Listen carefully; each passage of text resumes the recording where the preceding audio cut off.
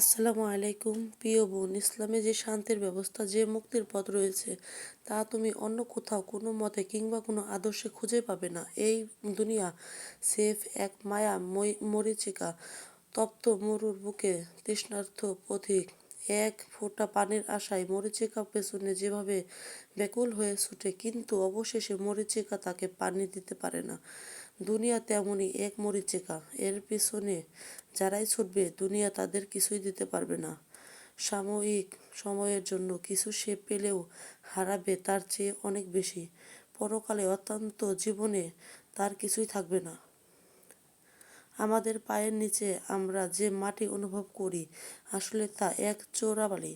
সময়ের ব্যবধানে এই চোরাবালিতে আমাদের সকলেরই হারিয়ে যেতে হবে। কবরের নিশ্চিন্ত অন্ধকারে থাকতে হবে অনন্তকাল। অথচ আমরা কতই নির্বোধ, আমাদের সুযোগ থাকতেও সেই